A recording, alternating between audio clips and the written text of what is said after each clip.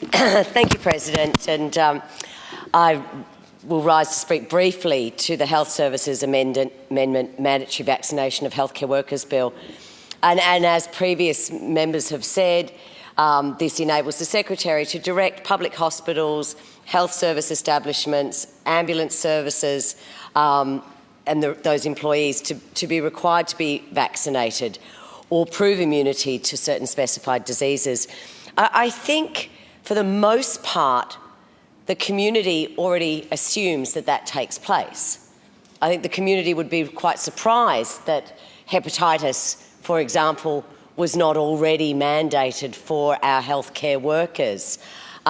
Certainly, I recall when I started working at the AIDS Action Council, it was strongly, strongly suggested to me that I do the course of Hep C vaccinations before working, and I quite readily did that.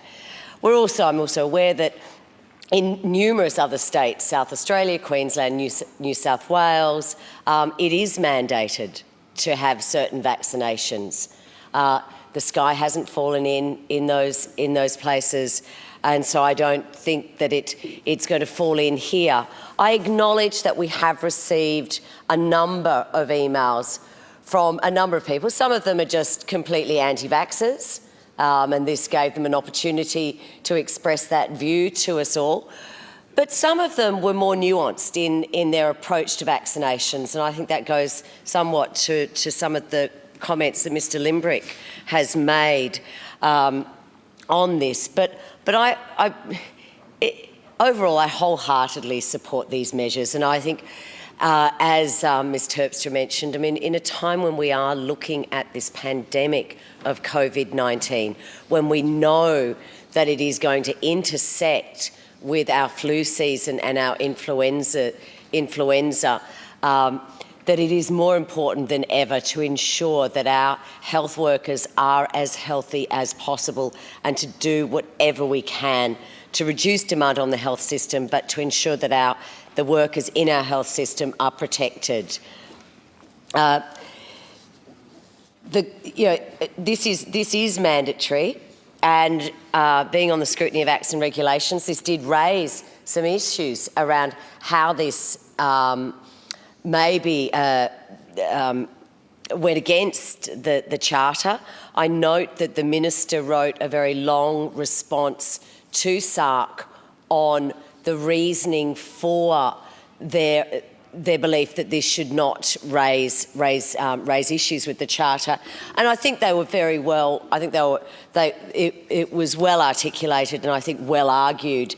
It'll be interesting to see if the federal religious freedom bill goes ahead, how this may affect, given the protections that are provided in that current bill for people in the workplace who feel that they may be discriminated against on the grounds of their religious beliefs. But I mean, that's something to speculate on.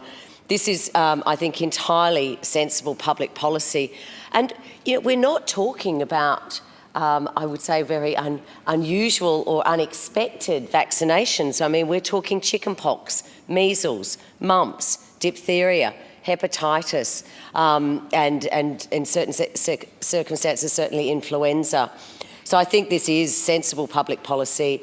It's entirely consistent with evidence-based policy that the Reason Party fully supports, and where our policy comes from and grows from.